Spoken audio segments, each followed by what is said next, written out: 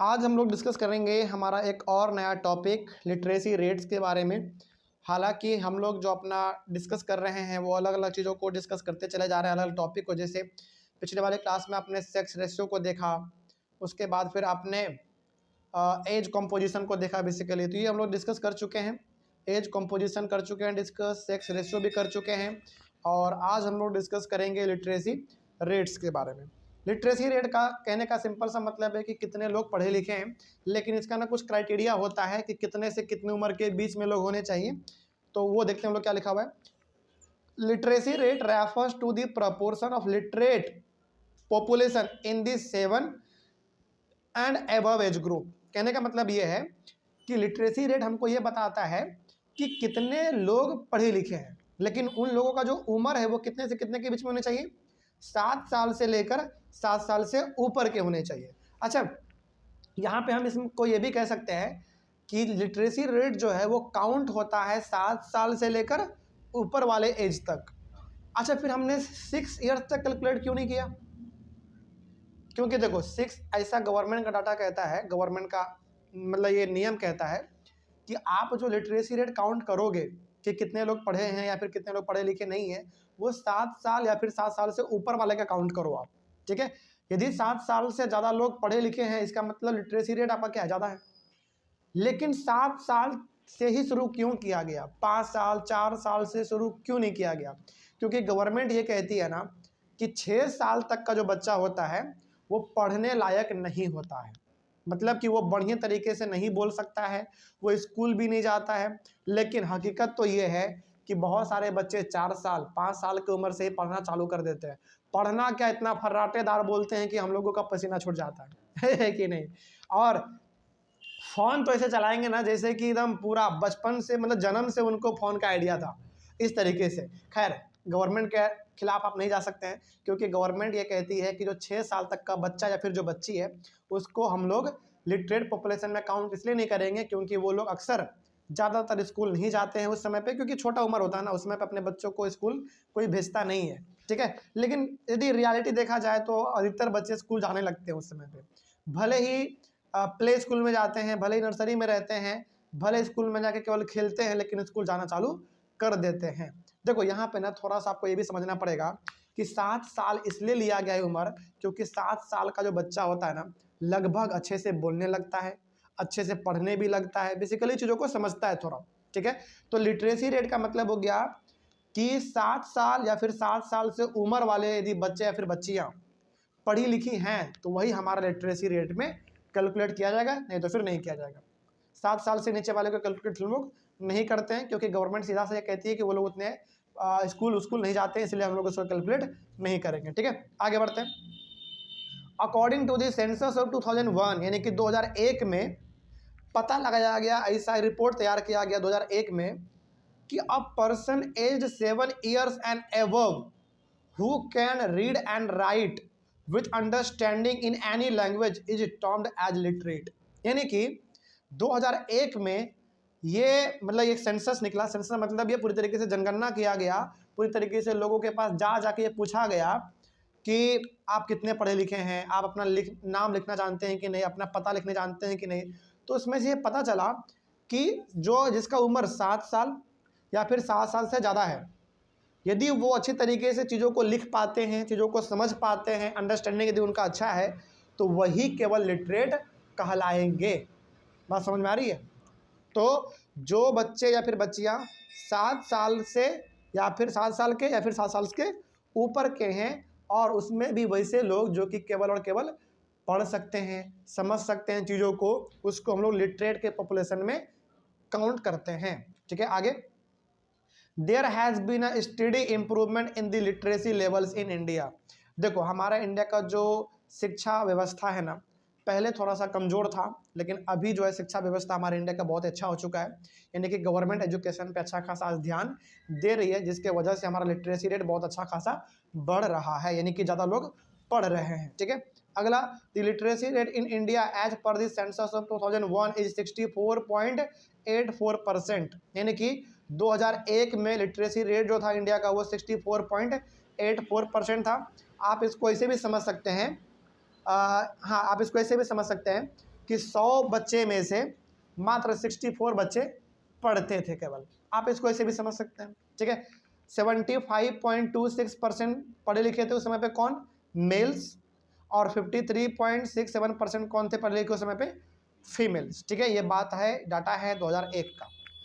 Total बात करें girls boys सभी मिला के ऑन एन एवरेज तो 64.84%, लेकिन मेल का अलग फीमेल का अलग बात करें तो मेल का था 75.26 और फीमेल का बात करें तो 53.67% ये फीमेल का लिटरेसी रेट था उस समय पे, ठीक है। ये हो गया हमारा लिटरेसी रेट के बारे में। आगे आपका ऑक्यूपेशनल स्ट्रक्चर, अब ये क्या होता है इसके बारे में देखो। Occupational structure refers to the distribution of population according to different types of occupation. अब देखो हमारे भारत में ना हर आदमी तो एक काम करता नहीं है, हर आदमी अपना अलग अलग काम करता है, तो इसको हम लोग क्या कहते हैं, ऑक्यूपेशन। ऑक्यूपेशन मतलब पेशा, कि वो काम क्या करता है। तो भारत में हर प्रकार का लोग अलग अलग काम करते हैं, उसी को हम लोग क्या कहेंगे, ऑक्यूपेशनल स्ट्रक्चर कहेंगे, ठीक है।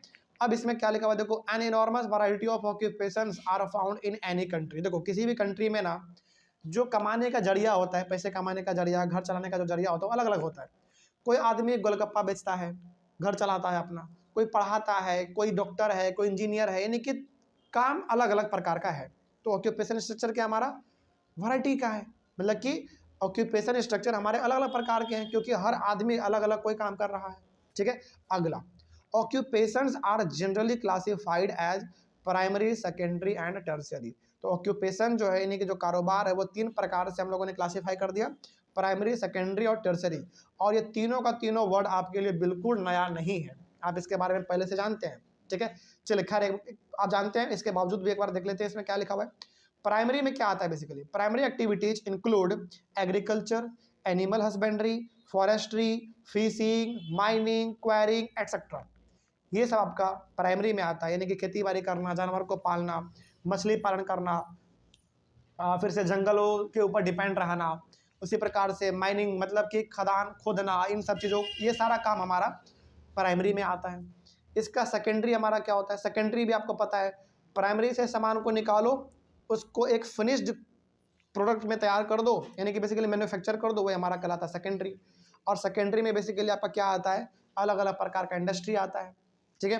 तो इसमें लिखा हुआ है secondary activities include manufacturing industry, simple सा है। सेकेंडरी में हमारा बेसिकली मैन्युफैक्चरिंग इंडस्ट्री आता है, यानी कि चीज़ों को मैन्युफैक्चर करता है और एक उसको नया रूप दे देता है। जैसे बिल्डिंग हो गया, कंस्ट्रक्शन हो गया, ये सब क्या है आपका मैन्युफैक्चरिंग है, सिंपल सा है। इसका और अच्छा एग्जाम्पल आप लेना चाहेंगे तो आपके मार्केट में जो बिस्किट बन के आ रहा है, वो जहाँ से बन के आया वो भी आपका किसका एग्जाम्पल है, सेकेंडरी का एग्जाम्पल है। उसी प्रकार से जैसे आपके पास फ़ोन है, तो वो जो फ़ोन बन के आया वो फ़ोन किसका एग्जाम्पल हो गया, सेकेंडरी का एग्जाम्पल हो गया, क्योंकि वो भी तो मैन्युफैक्चर होके ही आ रहा है। तो प्राइमरी हो गया ये और सेकेंडरी ये हो गया। और टर्सरी का सिंपल सा मतलब होता है जो आपको क्या प्रोवाइड करे, सर्विस प्रोवाइड करे, सिंपल सा। जैसे हम अभी आपको पढ़ा रहे हैं तो हम अपना कोई सामान आपको दे रहे हैं क्या, नहीं, हम अपना आपको सर्विस दे रहे हैं, ठीक है। Tertiary activities include transport, communications, administration and other services. तो बेसिकली जहाँ पे आप काम करते हैं, जहाँ पे आप फिजिकली कुछ सामान नहीं देते हैं, बस अपना आप नॉलेज देते हो, आइडिया देते हो, यही आपका क्या कहलाता है, सर्विस कहलाता है, सिंपल सा, ठीक है। वही बात आपका इसमें है। तो टर्सरी में हमारा ये आता है। The proportion of people working in different activities varies in developed and developing countries. Country कहने का मतलब यहाँ पे यह है कि आप ऐसे कंट्री में जाओ जो पूरी तरीके से डेवलप हो चुका है, वहाँ पे लोगों का जो काम करने का प्रोसेस है, तरीका है, वो थोड़ा अलग होता है। आप वैसे कंट्री में जाओ जहाँ पे अभी डेवलप हो ही रहा है, तो वहाँ का काम अलग होता है। जैसे मान लीजिए जिस प्रकार का काम आपको इंडिया में दिखता है, क्या इस सेम प्रकार का सारा काम अमेरिका में आपको दिखेगा, बिल्कुल नहीं दिखेगा। हो सकता है कि पानी पूरी हम लोग यहाँ पे बेचते हैं, हो सकता है अमेरिका में ना बेचता हूँ, मतलब कि और पैसा में क्या आ गया, डिफरेंस आ गया। वही बात है। जैसे यहाँ पे क्या है भाई, यहाँ पे जैसे हम लोग यहाँ पे जो हमारे बेसिकली क्या कह सकते हैं, उसको क्या बोलते हैं, जो जूता चप्पल सिलते हैं, कॉबलर कहते हैं उसको इंग्लिश में। हो सकता है कि वहाँ पे वो पैसा ना हो, बड़े बड़े दुकान में लोग आके सिलवाते हों। तो कहने का मतलब है कि अलग अलग कंट्री के अनुसार वहाँ का जो काम है वो अलग अलग हो जाता है, ठीक है। आगे, developed countries have a high proportion of people in secondary and tertiary activities. जो डेवलप्ड कंट्री होता है ना, यानी कि जो बहुत अच्छी तरीके से तरक्की कर चुका है, उस कंट्री में ऐसा देखा गया है कि ज़्यादातर जो काम होते हैं, यानी कि ज़्यादातर जो लोग लगे रहते हैं वो कहाँ पे लगे रहते हैं, सेकेंडरी और टर्शियरी में लगे रहते हैं। लेकिन कहने का मतलब वहाँ पे खेती होता है लेकिन बहुत ही कम होता है। ठीक है, ये आपका हो गया पूरी तरीके से ये वाला ऑक्यूपेशनल स्ट्रक्चर वाला। अगला है, अच्छा इसमें 2-3 पॉइंट और है, इसमें और है developing countries have a high proportion of people in primary activities. देखो इसमें ये कहा जा रहा है ना, इस वाले पॉइंट को पहले आप ये समझो, डेवलप्ड कंट्री में ज़्यादा लोग कहाँ पे दिखते हैं आपको काम करते हुए, सेकेंडरी और टर्सरी में। लेकिन जो डेवलपिंग है, डेवलपिंग मतलब जो अभी डेवलप कर ही रहा है, वहाँ पे ज़्यादातर आपको लोग दिखते हैं प्राइमरी में। और इसका ना सबसे अच्छा एग्जाम्पल आपका इंडिया है। इंडिया में, इंडिया कैसा कंट्री है, डेवलपिंग कंट्री है, अभी डेवलप हम लोग किए नहीं है, आराम से कर ही रहे हैं डेवलप। इंडिया में आपको पता है 60% लोग अभी भी प्राइमरी सेक्टर से इंक्लूड है, मतलब कि लगे हुए, जुड़े हुए, खेती बाड़ी से जुड़े हुए। तो कहने का मतलब हो गया कि जो कंट्री तरक्की कर चुका है वहाँ पे ज़्यादातर आदमी सेकेंडरी और टर्सरी सेक्टर में काम करते हैं। और जो अभी डेवलप कर ही रहा है, यानी कि जो डेवलपिंग कंट्री जैसे हमारा इंडिया, यहाँ पे ज़्यादातर जो लोग हैं वो किस में जुड़े हुए हैं, प्राइमरी में जुड़े हुए हैं। ठीक है, for example India, in India about 64%, देखो हमने तो 60% कहा था, यहाँ तो 64% है। तो in India about 64% of the population is engaged only in agriculture, यानी कि प्राइमरी एक्टिविटी। तो इंडिया का बात करें तो इंडिया में 64% पॉपुलेशन खेती बाड़ी में लगा हुआ है, यानी कि प्राइमरी में लगा हुआ है। The proportion of population in secondary and tertiary activities is about 13 to 20% respectively. और बात करें इंडिया के अंदर सेकेंडरी और टर्शियरी एक्टिविटी का, तो सेकेंडरी में 13% और टर्सरी में 20% लोग यहाँ पे काम करते हैं। तो ये हमारा ऑक्यूपेशनल स्ट्रक्चर का पूरा जायजा हो गया आपको।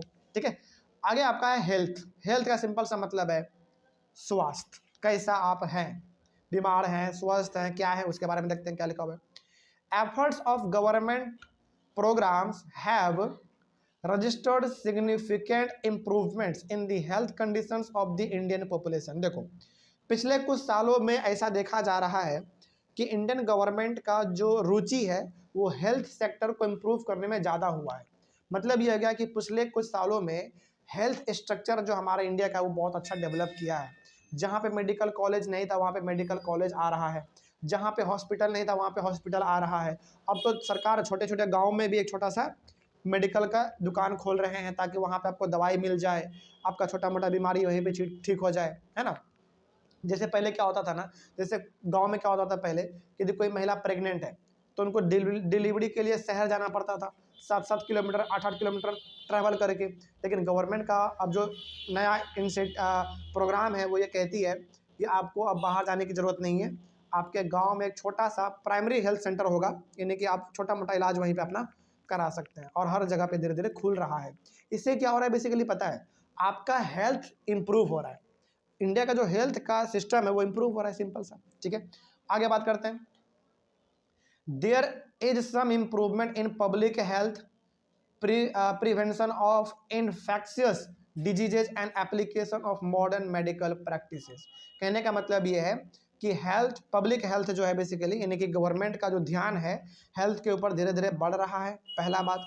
और दूसरा बात, जो बड़ा गंभीर बीमारी हम लोग को हो जाता था वो धीरे धीरे अब क्या हो रहा है, कम हो रहा है। क्यों कम हो रहा है, क्योंकि हेल्थ स्ट्रक्चर हम लोग का अच्छा हो रहा है। ठीक है, और साथ ही साथ मेडिकल में जो अच्छे अच्छे टेक्नोलॉजी हैं अब वो हमारे पास आ रहे हैं।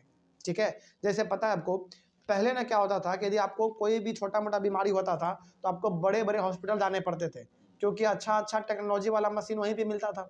लेकिन अब आपका इलाज आपके शहर में हो जा रहा है। क्यों हो जा रहा है भाई, क्योंकि टेक्नोलॉजी हमारा इंप्रूव हो चुका है, हर मशीन आपके पास है, हर चीज़ एक ही जगह पे मिल जा रहा है आपको।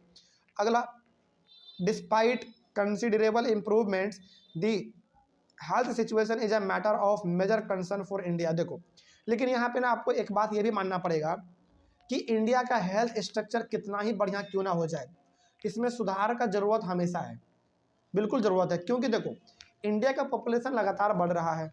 अब पॉपुलेशन बढ़ने का सिंपल सा मतलब है कि लोग बीमार पड़ेंगे ही पड़ेंगे।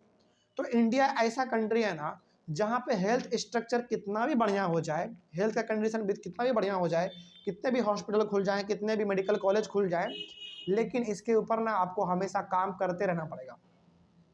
क्योंकि ऐसा नहीं है कि आप एक बार हेल्थ को सुधार दिया आपने, हर जगह पे मेडिकल कॉलेज सब बना दिया आपने, काम आपका बन गया, नहीं। हर जगह पर आपको इसमें इम्प्रूवमेंट करने की ज़रूरत है। ठीक है, क्योंकि लगातार हमारा पॉपुलेशन बढ़ रहा है। ठीक है, अभी आपने कुछ साल पहले देखा ना, कोरोना आया तो कितना हाल ख़राब हुआ हमारा। लोगों को हॉस्पिटल में बेड नहीं मिल रहा था, रोड पे आके इलाज हो रहा है उनका, पूरा रोड के ऊपर एकदम लगे हुए हैं, पूरा सिलेंडर उनके बॉडी पे लगा हुआ है, ऑक्सीजन वाला जो मास्क रहता है वो लगा हुआ है। मतलब इतना ख़राब स्थिति था हमारे इंडिया के अंदर हेल्थ का, तभी तो वैसा स्थिति हमको देखना पड़ा। ऐसा स्थिति हम लोगों को अमेरिका में क्यों नहीं दिखा? क्योंकि वहाँ का हेल्थ स्ट्रक्चर बहुत अच्छा था। ठीक है, तो कहने का मतलब यहाँ पे यह है कि इंडिया ऐसा कंट्री है जहाँ पे हेल्थ कितना भी इम्प्रूव हो जाए, आपको हमेशा उसमें सुधार करते रहना पड़ेगा। ठीक है, नहीं तो फिर वही हाल होगा जो हमारा हाल कोरोना के वक्त में हुआ था, बड़ा खराब हाल हो गया था। आगे, लोगों को सिलेंडर नहीं मिल रहा था गैस वाला, सोचो। ठीक है, safe drinking water and basic sanitation are available to only 1/3 of the rural population. सोचो, यानी कि गाँवों का यदि बात करें, गाँवों में 1/3 लोगों को ही साफ पीने का पानी है, उसके घरों के आसपास साफ सफाई रहता है। कहने का मतलब ये है कि 3 कोने में से मात्र 1 कोना ही ऐसा लोग है जिसको साफ पानी पीने को मिल रहा है, साफ सफाई मिल रहा है, बाकी 2 कोने को साफ पानी भी पीने को नहीं मिल रहा है। अब जब पानी नहीं पीने को मिल रहा तो ऑब्वियस सी बात है, पानी से जुड़ा हुआ समस्या आपको होने ही वाला है, बीमार आप पड़ने ही वाले हैं। तो इनके ऊपर गवर्नमेंट को थोड़ा सा ध्यान देना चाहिए। आगे, this problems need to be tackled through an appropriate health policy. तो ये सब जो समस्या है, इन सबको ख़त्म करने की ज़रूरत है और बहुत ही अच्छे इसके ऊपर पॉलिसी लाने पड़ेंगे गवर्नमेंट को बेसिकली इसके ऊपर ध्यान देना पड़ेगा। ठीक है, तो हेल्थ का ये हमारा कंडीशन था इंडिया में, और क्या इसमें गवर्नमेंट का रोल है ये भी आपने देखा। अगले वाले क्लास में हम लोग डिस्कस करेंगे एडोलसेंट पॉपुलेशन के बारे में, 1-2 टॉपिक और हमारा बचता है, उसको हम लोग शुरू करेंगे, उसके बाद फिर ये चैप्टर हमारा कंप्लीट हो जाएगा। ठीक है, तो मिलते हैं हम लोग अपने अगले वाले क्लास में। Thank you very much.